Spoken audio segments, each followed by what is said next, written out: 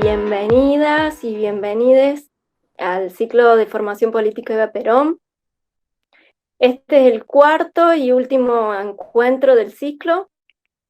Bueno, hemos tenido la oportunidad de escuchar a importantes referentes que nos brindaron sus estudios y experiencias en referencia al tema de la reforma judicial feminista, que han tratado sobre todo los temas de qué va, qué es lo que tenemos actualmente en el sistema, en nuestro poder judicial y en nuestro sistema jurídico, y qué cosas deberían ponerse en debate para mejorar y que sea más inclusivo, menos clasista y más accesible, protector y en definitiva más justo, porque, bueno, de eso se trata, ¿no?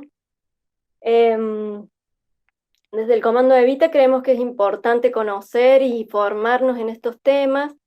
Por eso hoy tenemos la enorme oportunidad de escuchar a Natalia de la Torre, a quien voy a presentar. Ella es abogada, profesora de educación media y superior de filosofía, diplomada en género y políticas públicas por Flaxo, profesora adjunta en la Facultad de Derecho de la Universidad Nacional de Avellaneda.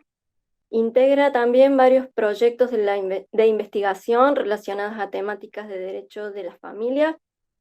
Es secretaria de redacción de la revista de Doctrina y Jurisprudencia de Derecho de Familia de la editorial Aveledo Perrot de Buenos Aires. También es disertante en cursos de posgrado y autora en varios artículos y libros sobre las temáticas de derecho de familia. Así que con esta presentación, Natalia, no sé si quieres agregar algo más, obviamente, te dejo la palabra. Muchísimas gracias, Oriana. Bueno, un placer poder compartir esta charla y este ratito de la tarde del martes que nos queda. Con tanto frío es para quedarnos acá en casa a conversar un poco de qué se trata, ¿no? Esto de la consigna de hacia una reforma judicial feminista. Agregar en particular en mi caso que, más allá de que soy abogada y demás, soy asesora legislativa, ¿sí? Yo trabajo en el Congreso de la Nación, en la Cámara de Diputados de la Nación, y digamos una propuesta de reforma judicial feminista en los términos que se está dando el debate, por supuesto que también, digamos, interpela al Congreso, particularmente a los senadores, a las senadoras, a los diputados y a las diputadas, porque muchas de estas propuestas van a necesitar un cambio, una modificación del marco normativo, ¿sí? Y bueno, y un poco adelantarles, ¿no? Como recién resumí Oriana, ustedes ya han tenido distintos encuentros. Hay uno que me parece que me lo perdí, yo tenía el encuentro que tuvieron con Marisa, ¿sí? Hermana de la casa, Marisa Herrera me refiero, y sé que tuvieron otro encuentro con una dupla constituida por dos mujeres, también creo que ambas del Poder Judicial de Córdoba. A Agos la conozco porque Agos forma parte, Agostina, forma parte de los equipos técnicos del PJ, y nosotras, junto con Marisa, Agos y demás integrantes, conformamos la Comisión de Justicia dentro del PJ, y ahí hicimos una subcomisión, que calculo que las chicas les habrán comentado o contado, en donde estuvimos trabajando en, bueno, en cuáles serían los cimientos, perdón, de esta reforma judicial feminista. Y de hecho, bueno, lo publicamos el documento, y imagino que, corregime Oriana, que han tenido acceso al documento. Que nosotros hicimos desde los equipos técnicos del PJ, particularmente de la Comisión de Justicia, que si les interesa, si no lo tienen, cuando yo envío el Power, que voy a compartir ahora en unos minutitos, también va con ese documento para que lo tengan.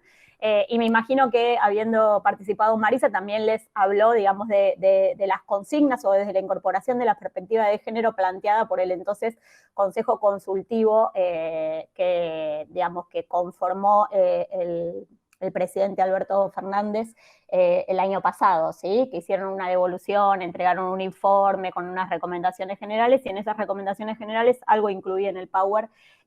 Vienen o son de interés algunos aspectos que hacen a la temática del contenido de la reforma judicial feminista.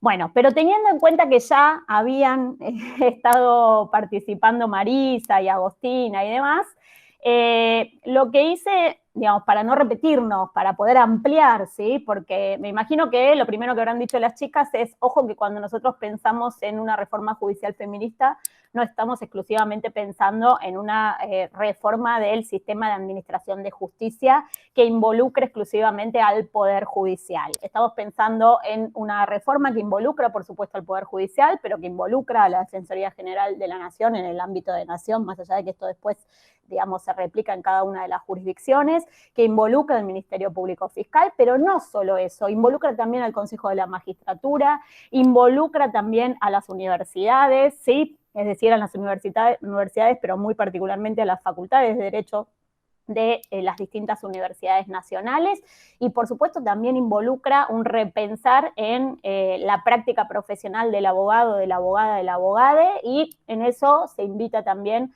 a la participación en esta reflexión colectiva y en que intentamos sea una reflexión colectiva, horizontal y digamos que se abran estos tipos de debate en distintos lugares, en distintas ocasiones, en distintos ámbitos.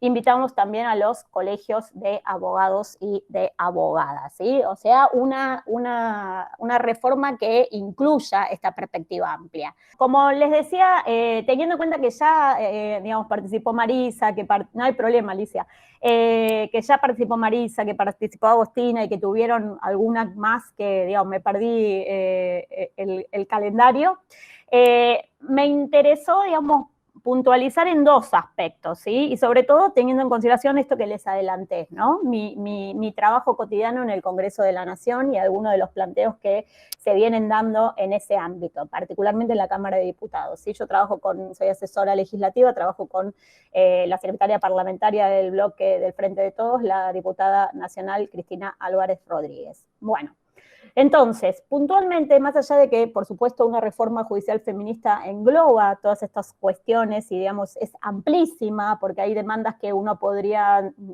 digamos, enrolar dentro de una demanda de política pública que le competiría al Poder Ejecutivo, otra parte al Poder Legislativo, otra parte al propio sistema de administración de justicia, otra parte al Consejo de la Magistratura, etcétera, etcétera. Me interesa hacer foco hoy en este ratito que tenemos en dos problemáticas muy puntuales que están dentro del ámbito del derecho de las familias o las relaciones de familia. Por un lado, los procesos de alimentos, ¿sí? Y cuáles son las demandas, digamos, de la sociedad civil, de las mujeres, de las madres muy particularmente, en relación a las problemáticas que se dan al atravesar o al tener que encarar un proceso o un juicio de alimentos derivados de la responsabilidad parental por sus hijos, sus hijas y sus hijes, ¿sí? Y, digamos, un poquito quería, digamos, ahondar en algunas cuestiones que se están planteando y algunos debates que se están dando respecto a este punto. Y por el otro lado, repensar, ¿sí? En el ratito este que tenemos, algunos de los debates que hay en torno a propuestas de modificación de la ley 26485 y todo lo que hace a los procesos de violencia o las denuncias de violencia de género que se tramitan, aclaro, me voy a enfocar en aquellas cuestiones que hacen a la violencia de género, pero con un especial hincapié en los procesos, digamos, civiles o los procesos de familia, ¿no? Aquellas denuncias que derivan o que terminan en el inicio de una causa penal, ya sea por amenaza, lesión o el más feroz de los crímenes, que es el femicidio. Y si nos queda un ratito, algo metí de acciones afirmativas, más todavía teniendo en cuenta que hace poquitos días sancionamos la ley de acceso laboral trans travesti y que la Suprema Corte de la provincia de Buenos Aires, el mismo día que se sancionó la ley, sacó una resolución para impartir, digamos, para poner en práctica el cupo trans en el Poder Judicial de la provincia de Buenos Aires. Pero todo eso, si me queda algo de ratito, y para que me quede algo de ratito, debería comenzar a presentar, ¿sí? Como dijo Oriana y como adelantábamos ahí en la previa, el tema de este sistema es que no las voy a ver. En todo caso, hago la presentación, después dejo de compartir pantalla y abrimos el micrófono, el debate y las apreciaciones, comentarios, o Natalia, no estoy de acuerdo, todo es bienvenido y todo es necesario, el no estoy de acuerdo también. ¿Sí? Así que aquí vamos.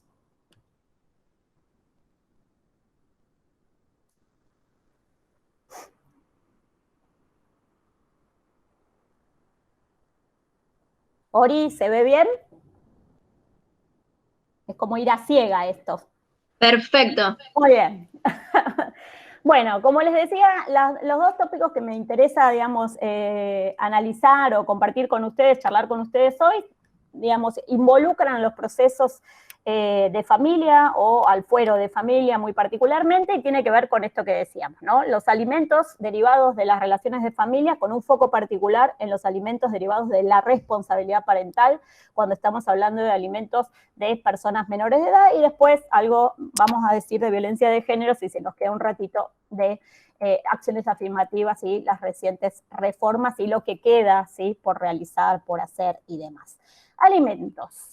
No sé si han tenido oportunidad en estos días, bueno, primero digamos, adelantar o anticipar algo que me imagino que sabrán perfectamente.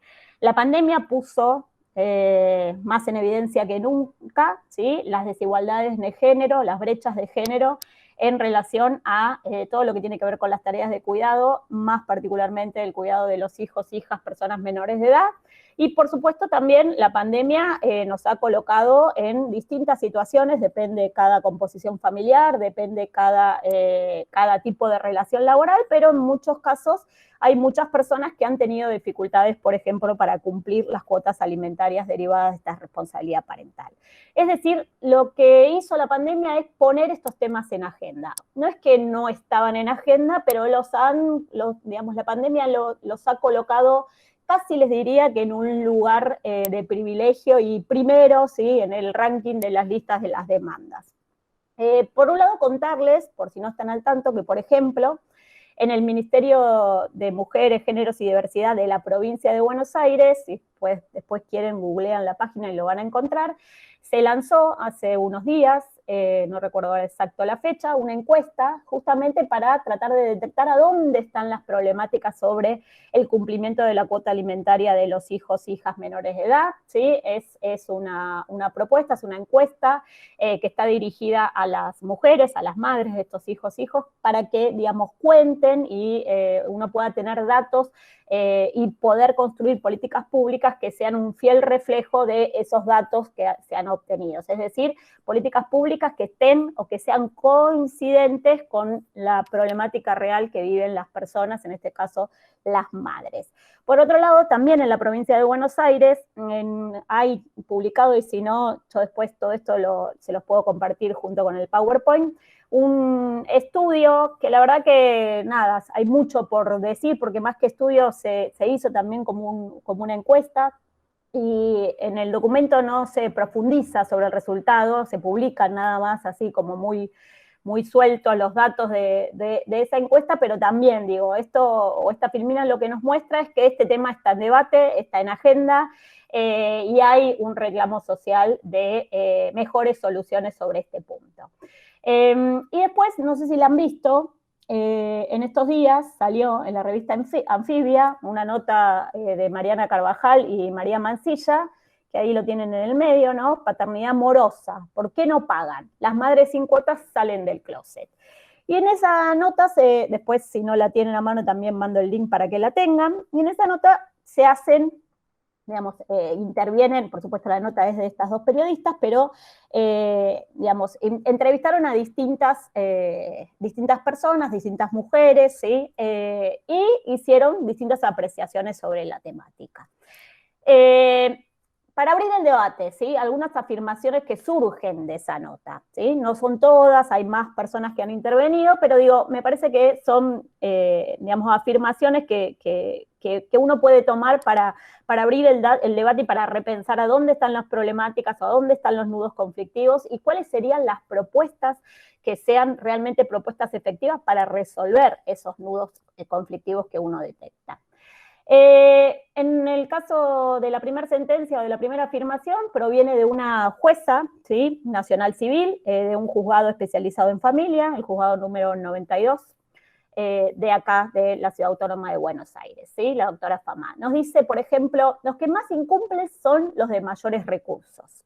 Después agrega otra participante o otra entrevistada en esta nota. El mayor incumplidor es el Estado, porque al ratificar la Convención de los Derechos del Niño, se comprometió a aportar por parte de los padres no convivientes si no lo hace. Urquizo, de una agrupación, de una organización de la sociedad civil. Una alternativa que conversan es la desjudicialización del problema, que deje de ser un tema privado. Sentimos que la justicia resulta ineficiente para resolver lo que nos pasa. Los operadores judiciales, incluyendo los abogados patrocinantes, carecen de perspectiva de género y basan las demandas en un litigio entre partes iguales. En realidad se trata de un derecho básico vulnerado por el agresor y de dos o más víctimas que luchan por recuperarlo. Y después se agrega otra afirmación que nos dice, en este caso Sabrina Cartavia, dice, está desfasado con la realidad, el sistema, el proceso alimentario. Si el 40% del trabajo es informal, no hay sueldos en blanco sobre los que descontar las cuotas. Faltan patrocinios jurídicos gratuitos. Contratar un abogado es caro y carecen de perspectiva de género.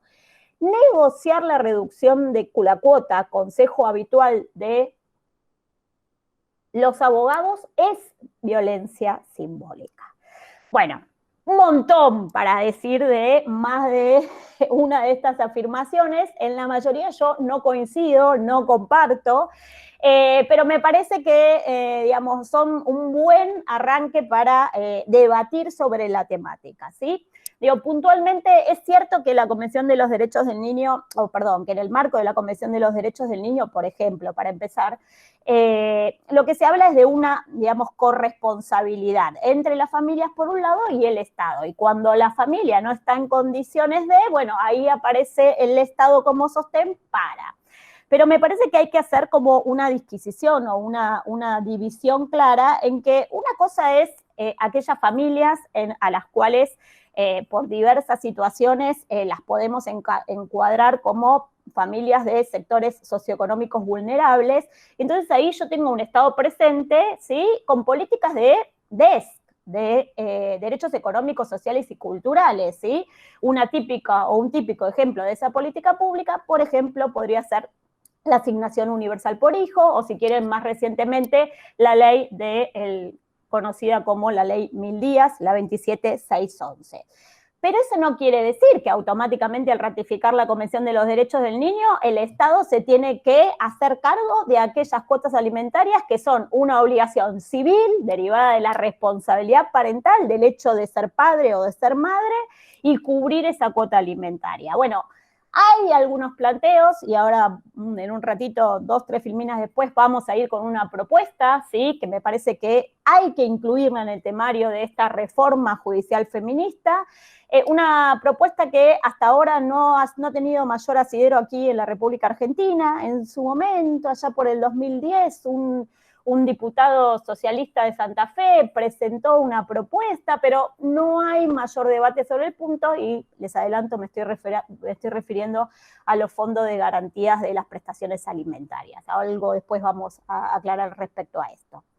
Después dicen, hay algo que se está debatiendo, y es cierto esto que dice Urquizo, se está debatiendo en determinados grupos, esto de pensar los procesos alimentarios no como procesos judiciales, sino como desjudicializar los temas alimentarios derivados de la responsabilidad parental.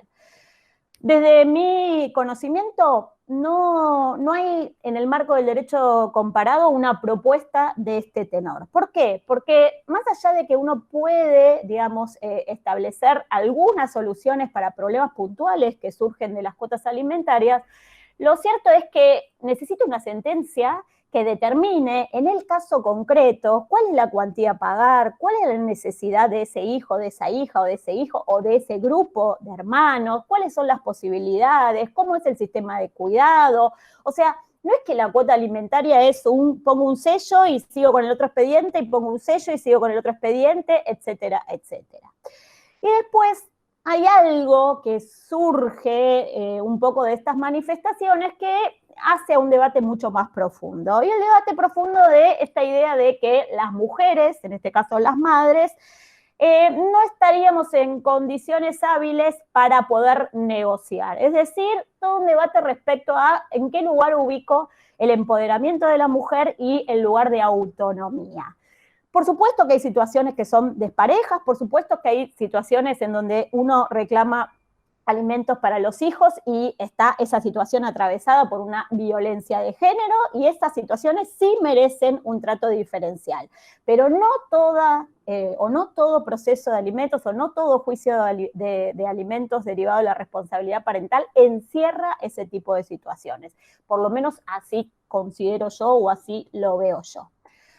Me parece que el tema de los alimentos y de la problemática de la falta de pago o de la cuota alimentaria para los hijos y las hijas y esta sobrecarga de tareas de las madres y demás, muchas veces se analiza como un todo. Y me parece que lo que hay que empezar a distinguir son aristas que comprenden esta gran problemática que son los alimentos a los hijos y las hijas menores de edad.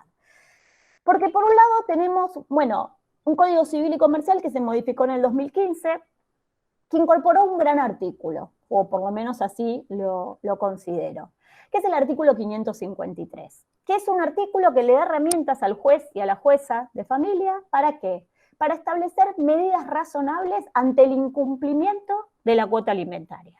Entonces, ahí tenemos una solución. Y de hecho, bueno, en Córdoba hay antecedentes muy interesantes.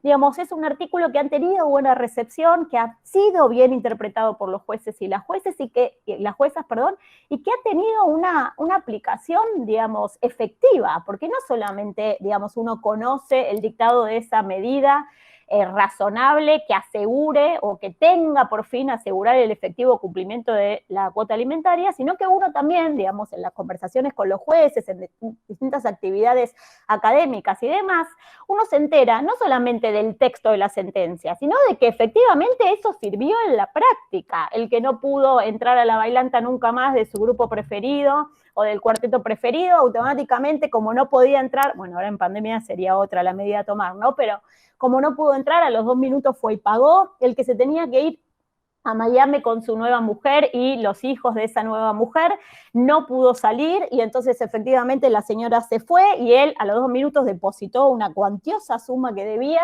para poder salir al exterior. Tampoco sería un caso aplicar en pandemia, menos en este marco.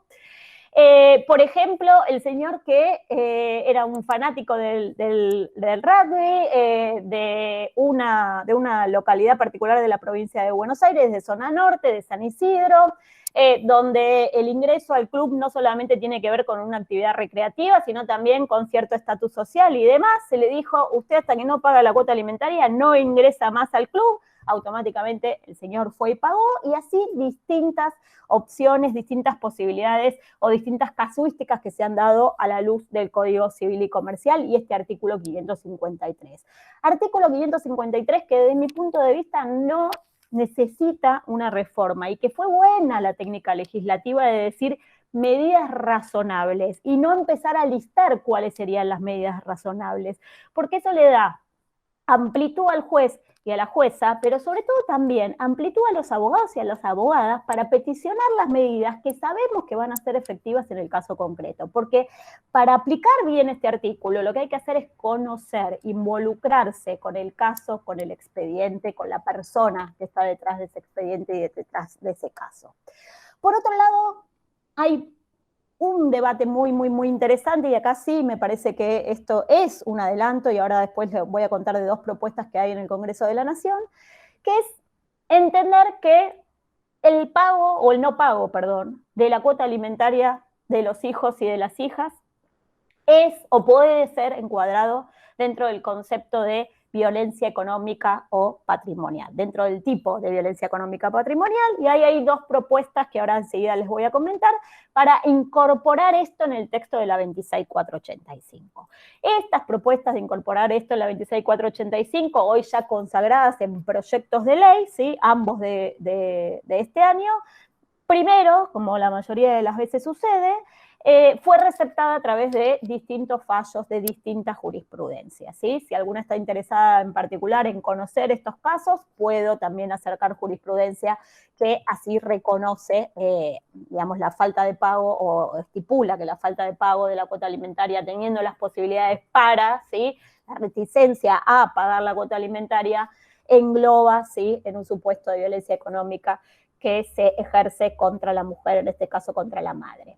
Por otro lado, tengo otra problemática que tiene que ver con la desactualización casi automática que se produce de las sentencias que establecen las cuotas alimentarias a los hijos o a las hijas, no en un porcentual del sueldo, no en pago en especies, bueno, que el señor pague el club, que el señor pague la obra social, no. Se establece un monto fijo. Y ahí nosotros tenemos un problemón. ¿Por qué? Porque primero hay muchos casos en donde efectivamente las sentencias salen así, porque no todos los que están obligados a pagar cuotas alimentarias tienen una relación de dependencia de la que yo pueda decir, bueno, se descuenta X porcentaje del sueldo. No todos los casos, no en todos los casos puedo establecer un pago en especies, bueno, por distintas situaciones. Entonces, en muchos casos tenemos una problemática particular, que yo tengo una sentencia que, por ejemplo, me fija una cuota alimentaria definitiva, más allá de la cuota provisoria que se haya fijado en ese proceso, de, no sé, 20.000 pesos, a favor de un hijo menor de edad. Claro, la sentencia por ahí salió en, no sé, en noviembre del 2020, y ya estamos a casi julio del 2021. No pasó mucho tiempo de ese proceso, de ese juicio de alimentos, pero enseguida me quedó corta esa sábana, enseguida esa frazada me dejó descubierto o el pecho o los pies. ¿Y por qué? Y bueno, por muchas razones, una de ellas por el proceso inflacionario o por, digamos, los procesos inflacionarios recurrentes que se dan en nuestro país. ¿Y cuál es el problema? El problema es que nosotros hoy tenemos vigente todavía la ley, ¿sí? Se van a acordar todas, de convertibilidad, 1991. Y esa ley de convertibilidad todavía vigente tiene dos artículos, si no recuerdo mal, el artículo 7 y el artículo 10, que establecen la prohibición de indexar, en términos criollos, de actualizar, ¿sí?, las deudas de valor. Y ahí hubo toda una discusión y demás respecto a si las cuotas alimentarias eran o no deudas de valor. Las vamos a hacer corta. Esa prohibición de indexación está vigente. ¿Cómo se traduce eso en la práctica? Se traduce en que tengo un juez que dice una cosa, una jueza que dice otra jueza que dice otra y otra juez que dice otra, o otro juez que dice otra. Algunos dicen, voy a establecer una cuota de 20.000 pesos, pero voy a declarar la inconstitucionalidad del artículo 7 de la ley de convertibilidad y voy a aplicar una actualización, por ejemplo, semestral a esta cuota alimentaria que va a estar atada al índice IPC. Otros dicen, bueno, como tengo la prohibición de indexación, la prohibición de poner una actualización en esta sentencia, no voy a actualizar. Lo que voy a hacer en todo caso es que cuando aumente la cuota del colegio, este monto que fijo, si es que la persona va a colegio privado, ¿no? Este monto que fijo, bueno, se vaya aumentando en la misma proporción que aumenta el colegio privado o la obra social o la referencia que tome el juez. Pero también tengo muchos jueces y juezas que dicen, imposible poner una pauta de actualización hasta tanto no se derogue esta ley. Entonces, en este marco se presentó, ¿sí?, la diputada con la que trabajo presentó un proyecto de ley para eximir de esta prohibición de actualización a las cuotas alimentarias. ¿Y cuál es el fin? Primero, el fin del proyecto es un punto de todo este gran campo, esta problemática que hace a los alimentos. Es para el caso o soluciona los casos en donde lamentablemente la cuota tiene que ser fijada en X cantidad de pesos. ¿Y qué es lo que evito habilitando a los jueces y juezas a que hagan la actualización o que establezcan una cláusula de actualización en su sentencia? Primero, evito la revictimización de tener que ir cada 6 o 7 meses a la justicia a iniciar un incidente de aumento de cuotas alimentarias. Evito que pague abogados, evito que gaste su tiempo en resolver esto en la justicia, es decir, evito el incidente tras incidente tras incidente de aumento de cuota alimentaria. Y además, digo, desde una visión economicista del propio sistema de justicia, también estoy ahorrando un montón de dinero, porque el activar el incidente también implica un costo al interno o al interno del sistema. Bueno, esta propuesta de ley presentada por la diputada Cristina Álvarez Rodríguez, que por supuesto había tenido antecedentes anteriores, finalmente tuvo un dictamen favorable en la Comisión de Legislación General de la Cámara de Diputados y el año pasado obtuvo, ¿sí?, logró ser incluida en temario, bajó a recinto y obtuvo una media sanción. Es decir, está en giro el proyecto desde fines del año pasado en la Cámara de Senadores y bueno, estaremos y estamos haciendo todo lo posible para que efectivamente por lo menos una de las problemáticas que hacen a las cuotas alimentarias sean resueltas y efectivamente se saque esta ley. Por otro lado, hay algo que sí comparto con Sabrina N., que dice, que relata, digamos, en estos extractos de la nota de la revista Anfibia. Me parece que hay que repensar el sistema de patrocinio jurídico gratuito, ¿sí? Porque en muchos casos, por ejemplo, si uno es propietario de un inmueble, que a veces lo recibe por herencia, lo recibe por donación, o llegó a la posibilidad de adquirir una vivienda, digo, muchas veces eso es un impedimento para acceder al patrocinio jurídico gratuito. Entonces, habría que repensar o habría que pensar en la posibilidad de establecer un patrocinio jurídico gratuito para el caso de las mujeres que reclaman alimentos al progenitor, al padre de sus hijos y sus hijas. Bueno, habría que pensar las condiciones y demás, y todo eso habría que ir replicándolo en cada una de las jurisdicciones. Y después tenemos el otro gran tema. Tengo sentencias que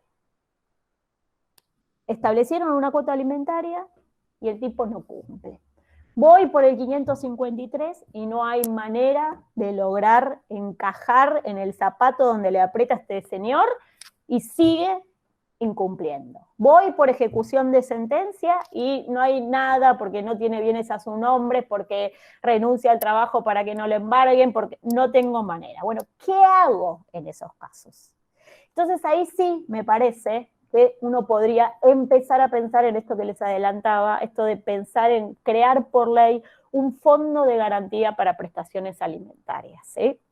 Pero vamos primero con el caso que les decía, ¿sí? Hay dos propuestas, como les adelanté, una en la Cámara, una propuesta de ley, un proyecto de ley que ingresó, ambos este año, ingresaron. Por un lado, el primero ingresó en la Cámara de Diputados, es de la diputada, ambas de Frente de Todos, de la diputada Caparrós Mabel, del 26 de marzo. Los proyectos son bastante similares, como verán rápidamente al observar la filmina. El que ingresó al Senado es de fecha posterior, 20 de mayo, es de la senadora Inés Blas. ¿Qué es lo que hacen? Modificar, en realidad no modificar, sino incorporar en el inciso 4 del artículo 5 de la ley 26485, el 5 y el 6, ahora no me acuerdo exacto, pero uno habla de los tipos y otro habla de las modalidades de violencia. Bueno, incorporan dentro del tipo de violencia económica patrimonial un listado, un inciso más, un supuesto más, ¿sí? Que quedaría englobado en esta violencia económica y patrimonial. El inciso E, o sea, hoy tenemos A, B, C, D, con estas propuestas se incorporaría el inciso E a este artículo, o a este inciso 4 del artículo 5 de la ley 26485, un trabalenguas parece. Básicamente, ¿qué es lo que dicen estos proyectos? En el caso de la senadora, la falta de cumplimiento de la obligación de prestar alimentos, ya sea monetaria o en especie, que corresponden a los hijos o a las hijas, es entendida, puede englobarse dentro del concepto de violencia económica o patrimonial, o patrimonial. Y en el caso de la diputada Caparrós, en el no cumplimiento de la obligación del pago en tiempo y forma de la cuota alimentaria que corresponda para los hijos e hijas menores de edad, queda englobado como uno de los supuestos específicos de violencia económica y patrimonial. Ambas propuestas tienen una virtud, digamos. Me parece muy bien que se incorpore, digamos, y que se visibilice en el propio texto de la 26485 esta cuestión, ¿sí? Porque hay jueces o hay jurisprudencia que haya tomado este concepto y ha englobado esta falta de pago de cuotas alimentarias dentro del concepto de violencia económica, pero me parece que el hecho de que se incorpore en la ley es todo un símbolo, todo un mensaje, todo un lineamiento claro de posicionamiento al respecto. Y digo, tiene una virtud que hace a una cuestión de técnica o de proceso legislativo. ¿Por qué virtud? Porque ambos proyectos tienen giro a una única comisión. ¿Eso qué quiere decir? Que es más sencillo lograr un dictamen porque hay acuerdo en esa comisión, queda el dictamen y está en condiciones luego de ser incorporado en un temario y que baje a recinto para su tratamiento, ¿sí? Son proyectos recién ingresados, veremos si tienen buena acogida.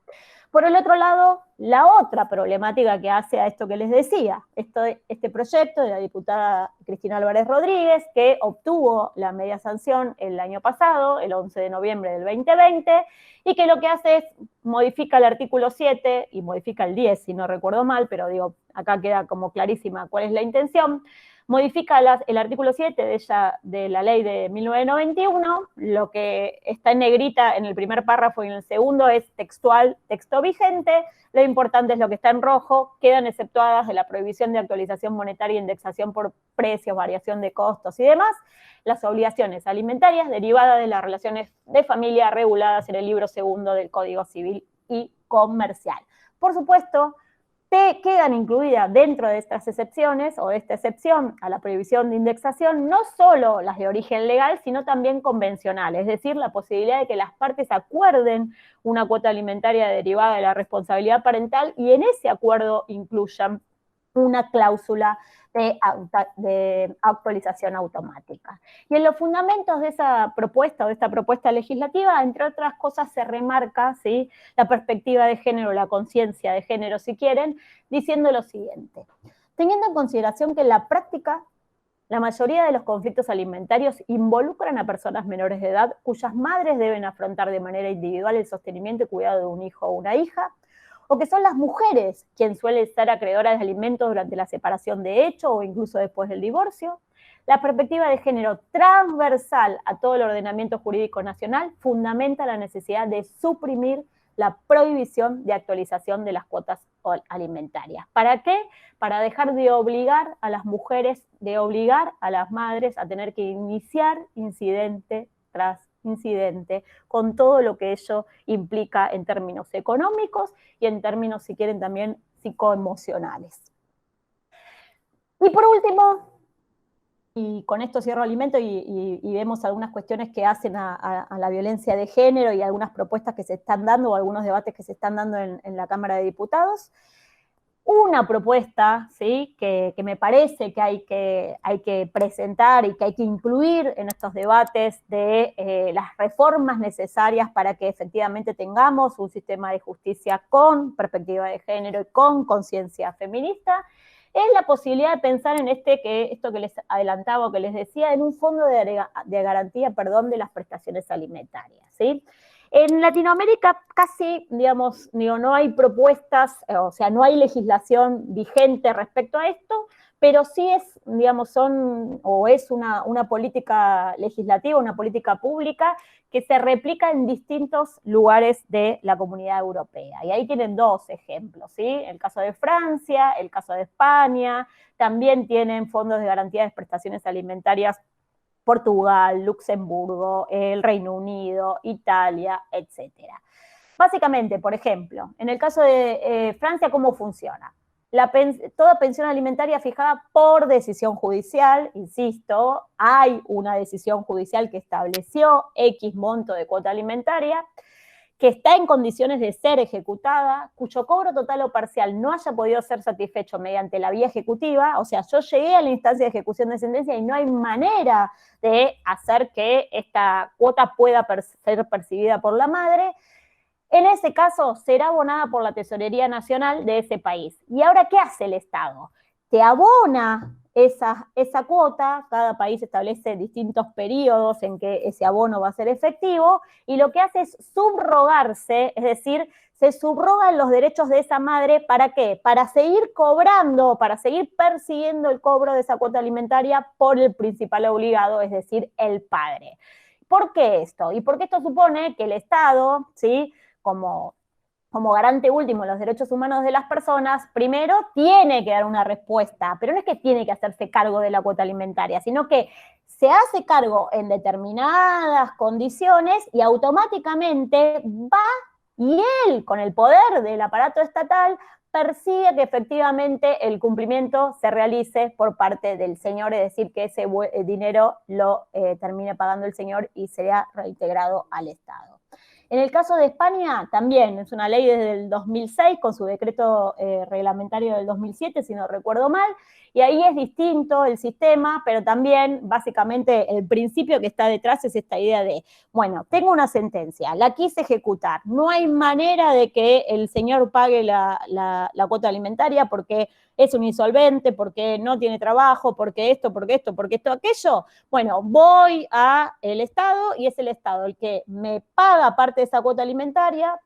En el caso de España ponen un límite de hasta 18 meses, 18 cuotas, y automáticamente se subroga en los derechos de esa mujer para seguir reclamando el pago de la cuota alimentaria. Y de esta manera me aseguro que no sean esos hijos, esas hijas los que estén sin cuota alimentaria hasta tanto, digamos, el Estado pueda efectivamente hacer cumplir la cuota alimentaria. Preparando esta charla y bueno, y sabiendo que este tema está en posibilidad de ingreso a nuestra agenda pública, y estaba buscando, ¿no? No solamente legislación, sino también, bueno, a ver qué pasa, por ejemplo, en los países del Mercosur.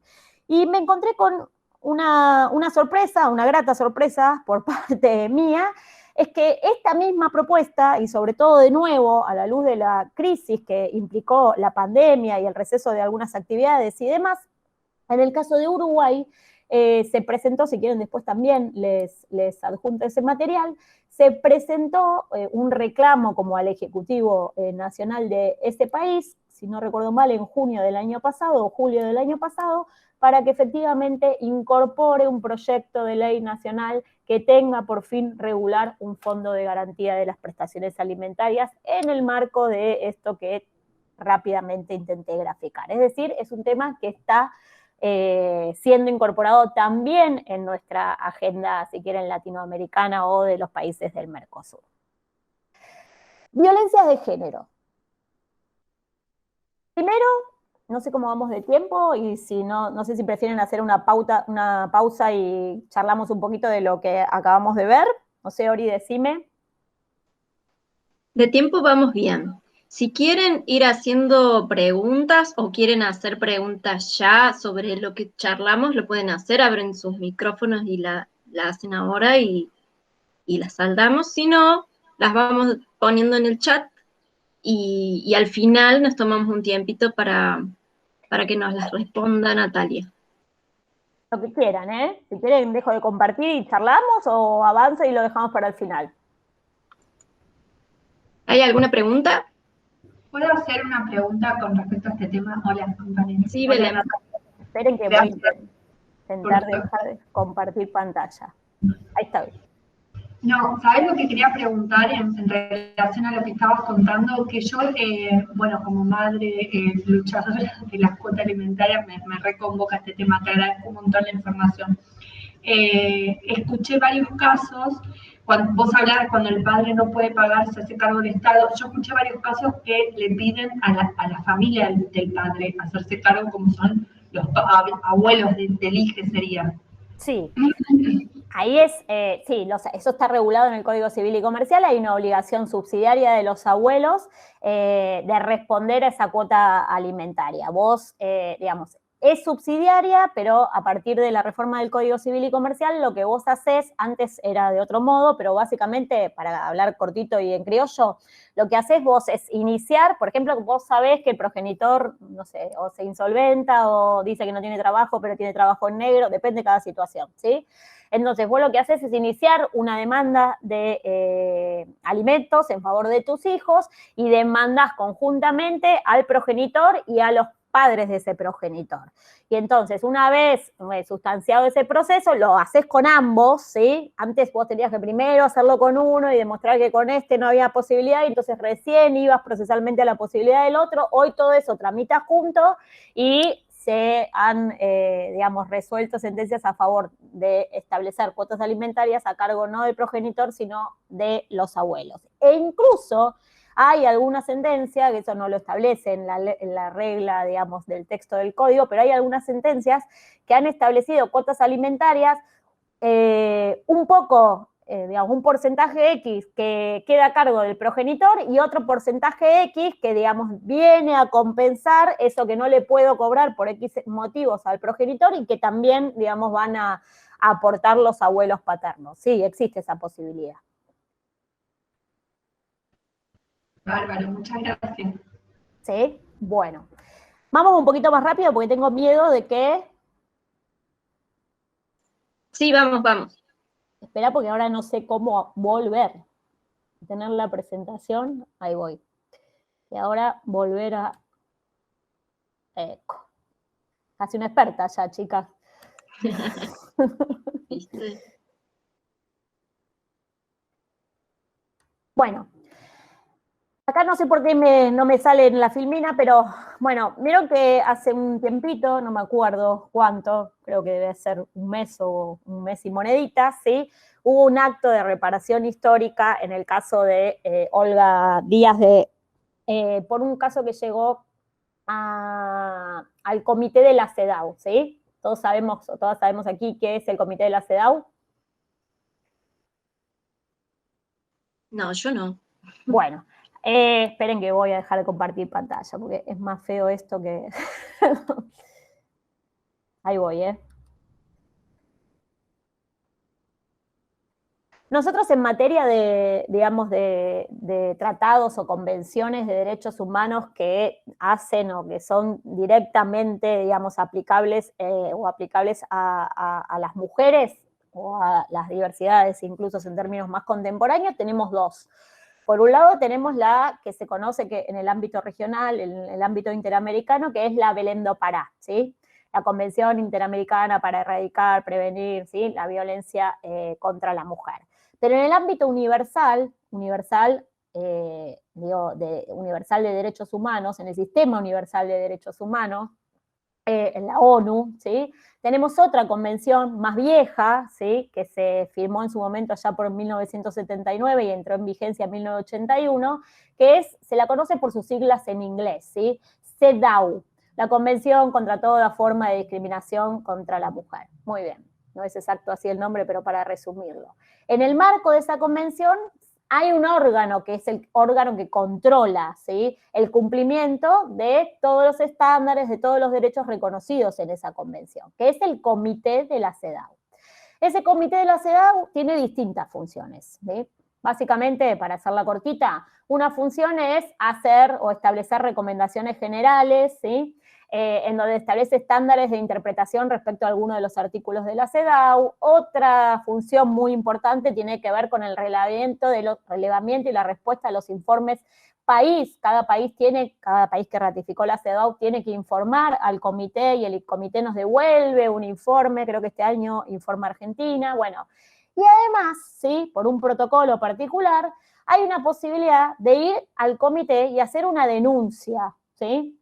Una denuncia de violación de alguno de los contenidos de la CEDAW. Bueno, nosotros tuvimos dos casos, en un caso particular era el caso de Olga Díaz, en donde es una señora, salió hace poquito en los medios, en distintos portales y en distintos diarios, hay una nota que salió en Página 12, que es la que ahora recuerdo.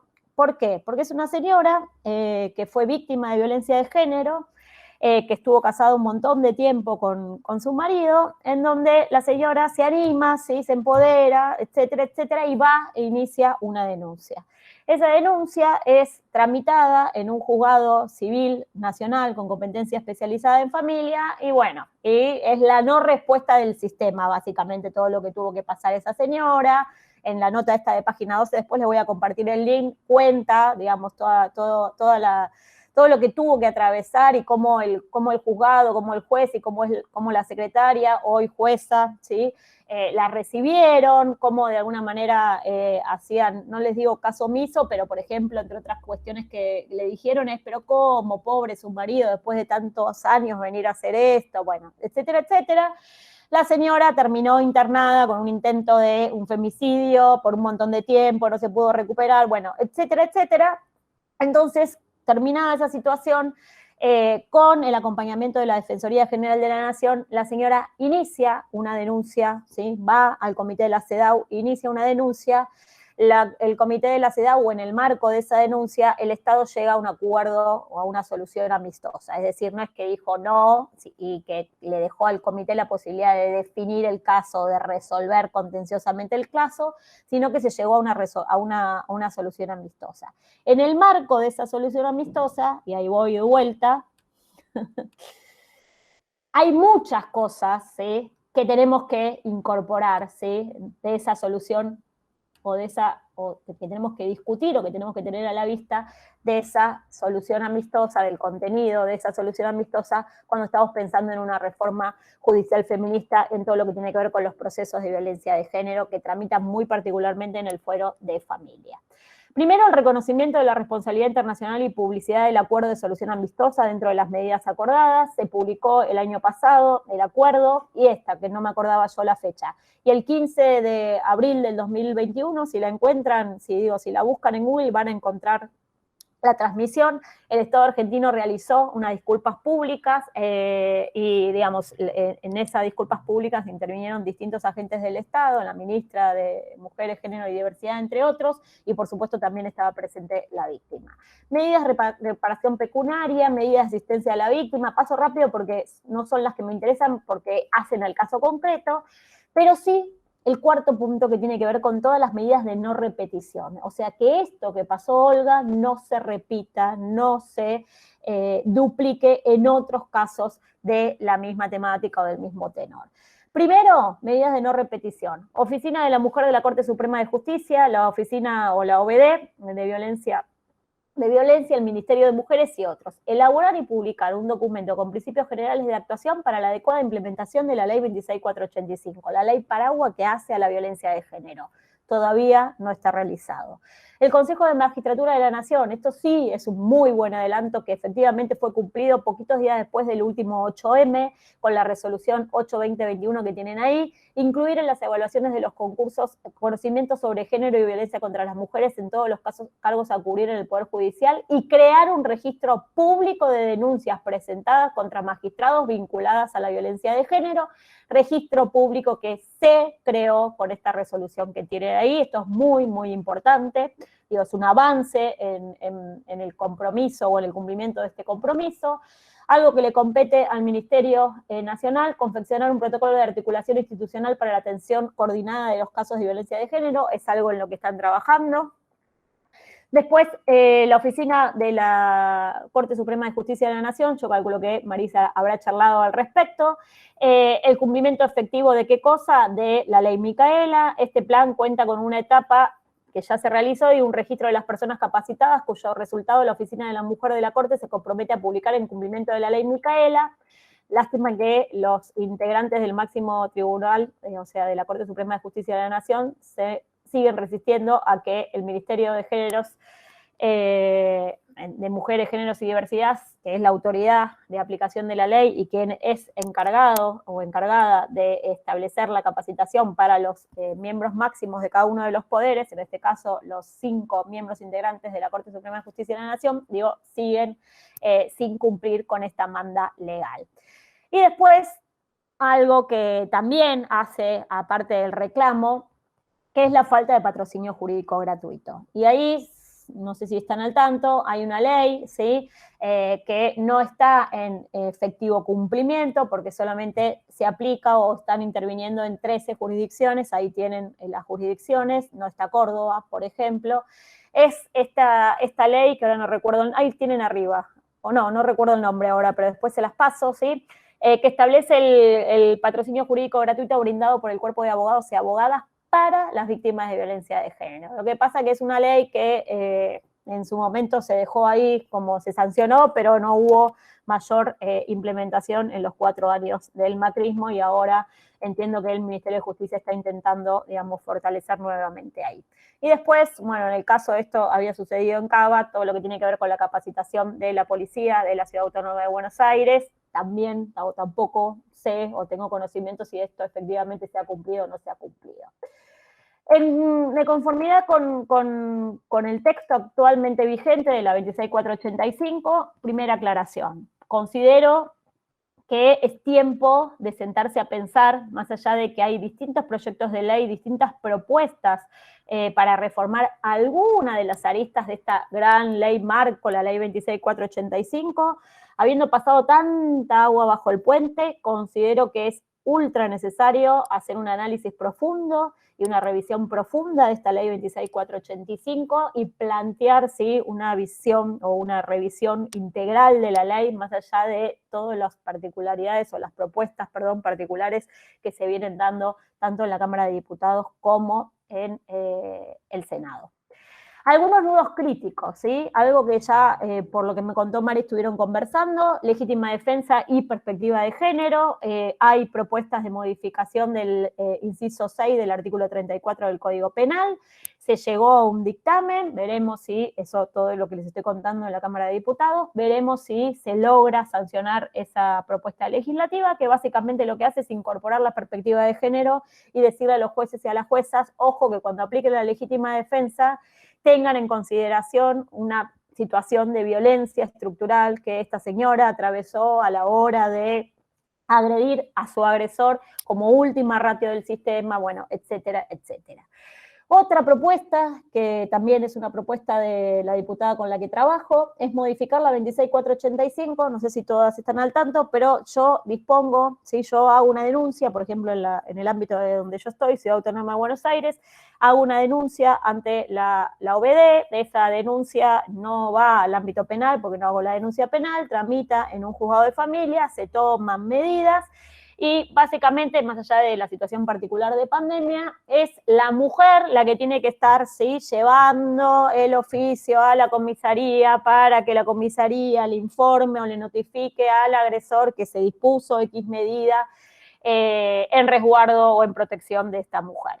¿Qué es lo que proponemos con esa propuesta legislativa? Y de hecho es algo que también surge de ese acuerdo de solución amistosa que el Estado asumió en el caso de Olga Díaz, que las notificaciones, todas las notificaciones al agresor en un proceso de denuncia de violencia de género, sean de oficio, sean una carga del Estado, sean una carga de la justicia. No que todo eso además tenga que recaer en los hombros de la mujer o de las abogadas, abogados, abogades que patrocinan a esa mujer.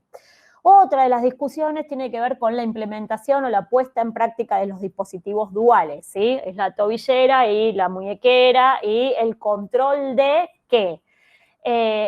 Por ejemplo, el establecimiento de una medida cautelar, la más común, la perimetral, ¿sí? Entonces, ante la disposición de una medida perimetral, que esa medida perimetral, para asegurar el cumplimiento, tenga la posibilidad de ser acompañada con un dispositivo dual. Y ahí hay todo un debate interesantísimo, ¿sí?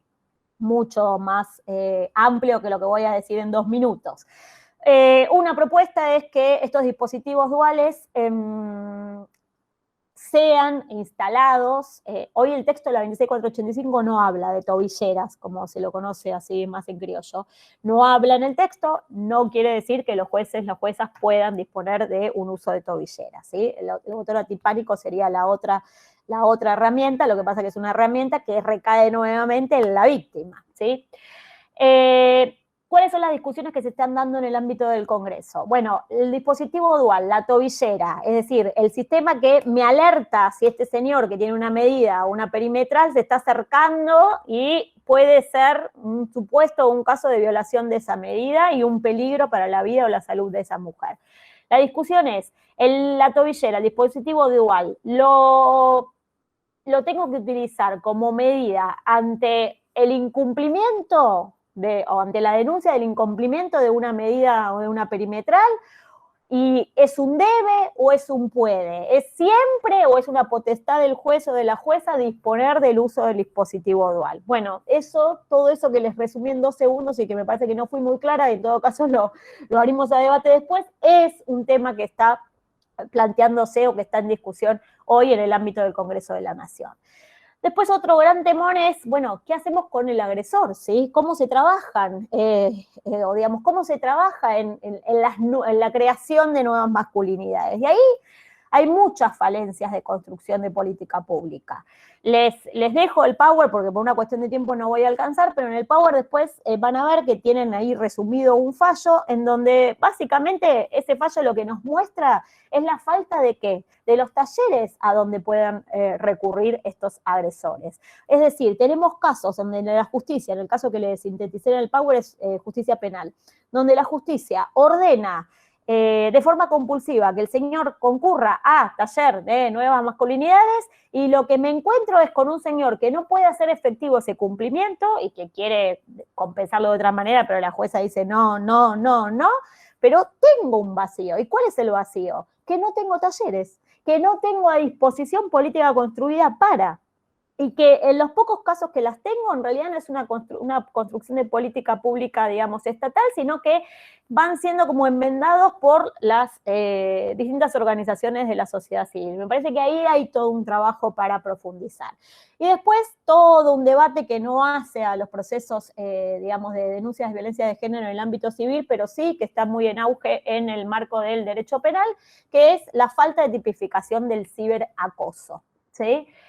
También les dejo una sentencia muy interesante de una juez de paz de Chipoleti, en donde básicamente lo que dice ante la denuncia, muy interesante el caso además porque es una denuncia que es enviada sin patrocinio jurídico, como corresponde, por la señora, y se la manda por mail al juzgado, y la señora ahí, después miren con detenimiento el Power, relata que, bueno, en realidad escribe como hasta temerosa el mail, porque no termina de entender si esto que le está pasando es un delito, es un ilícito civil, si es algo, o si lo tiene que soportar por el solo hecho de, bueno, haber empezado a interactuar en las redes sociales con un señor y que ante el rechazo o ante la decisión de ella de cortar esa relación cibernética, lo que vuelve es una agresión. Y bueno, ahí la jueza dice, bueno, esto que está sucediendo aquí es un supuesto claro de ciberacoso y de violencia digital, y bueno, y establece determinadas medidas y sanciones. Este debate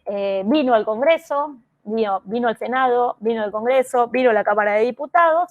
Hay un proyecto que obtuvo media sanción, el proyecto de allí de la senadora Ledesma, y propone modificar 2 artículos del Código Penal, incorporando, ¿sí?, como un tipo la difusión o publicación de imágenes no consentidas, ¿sí?, de la persona titular de esas imágenes, de contenido de desnudez sexual, eróticos o de personas. Es un proyecto de ley que, como les dije, tiene media sanción, y acá a la inversa de lo de la actualización de las cuotas alimentarias. Vino al Senado y está a la espera de ser tratado o tener oportunidad de ser incluido en temario para que baje a recinto en la Cámara de Diputados. Ya tiene dictamen de comisiones, el dictamen es del 19 de noviembre del año pasado. Y los talleres para el agresor, ahí les dejo, ¿sí?, el fallo que les comentaba recién de la Cámara de Apelaciones en lo penal, contravencional y de falta de cava del 17 de septiembre del año pasado. Por una cuestión de tiempo, prefiero cortar, así nos queda un ratito. Esperen que voy para conversar. Dejar de compartir y voy acá. Tenía mucho más, el Power es muy extenso, ¿sí? Soy media larguera, pero bueno, todo oídos. No, buenísima toda la información. Yo, bueno, es como... para mí es un montón, pero está buenísimo. Aparte, bueno, de última lo podemos rever porque lo vamos a subir al canal de YouTube. Nieves Ferreira, tenías una pregunta, ¿querés abrir tu micrófono?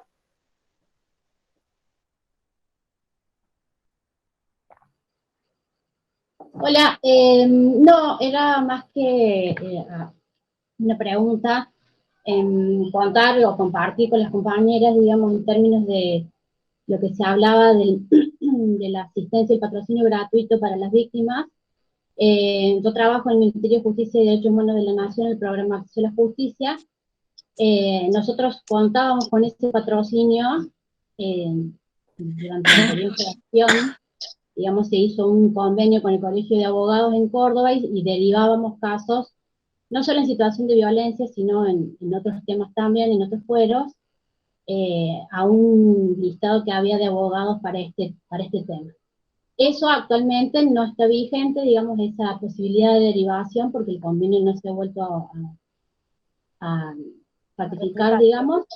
Entonces no contamos desde Acceso a la Justicia con esto, pero digo, a partir de un anuncio que fue hace 2 semanas, un poquito menos, del programa de atención a las víctimas, digamos, que pertenecía al Ministerio de Justicia, el cuerpo de abogados, ahora pasó a la órbita del Ministerio de las Mujeres, que de todas maneras se va a articular a través de los centros de acceso para la derivación a este cuerpo, que en teoría en Córdoba habría este equipo, pero todavía no tenemos nosotros información concreta de esa articulación.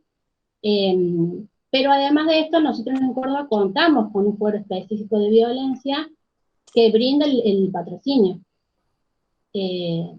Digo, más allá de esto que puede tener el Ejecutivo y los ministerios que estoy nombrando, Mujeres y Justicia, dentro de, digamos, del sistema judicial, nosotros en Córdoba tenemos foros específicos de violencia, que quedan, para las compañeras si no lo conocen, en Córdoba, en la calle San Jerónimo. Era un poco aportar a esto.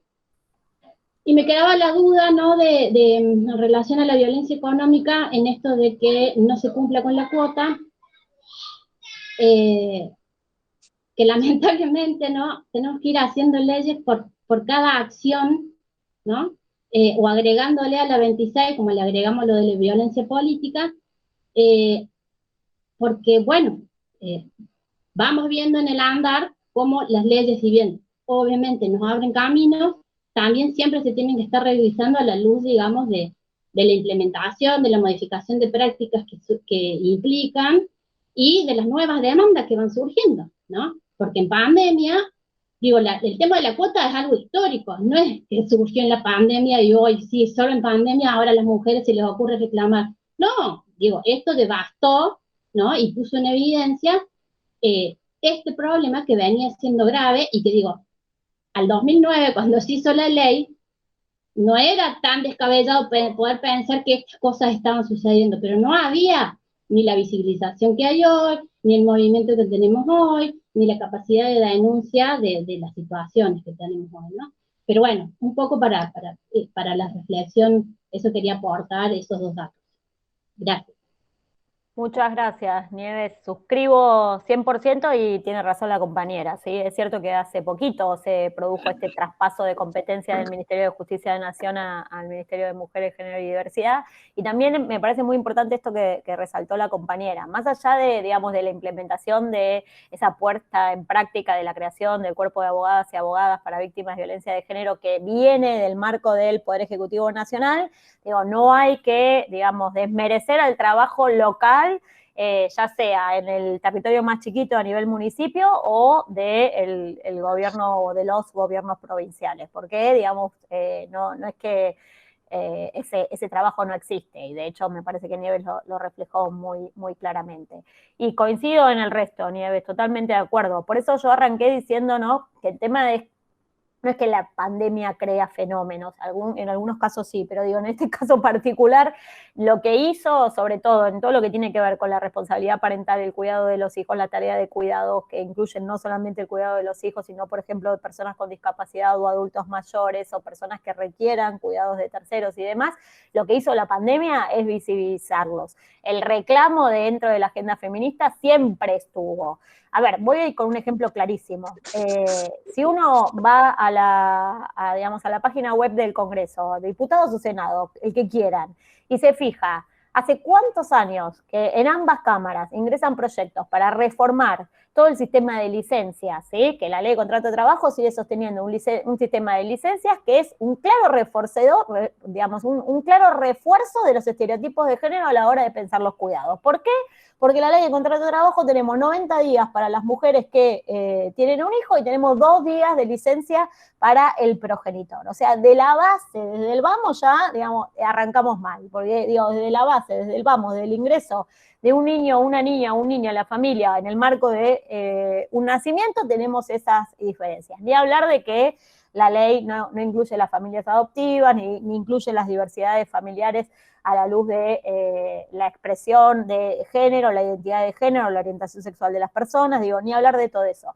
Pero digo, las propuestas estaban, y sin embargo no llegaron nunca a buen puerto, ¿sí? Hace años y años que se presentan proyectos, y hoy estamos, me parece, en otro momento. Me parece que la agenda de cuidados ha entrado en la escena con una fuerte presencia.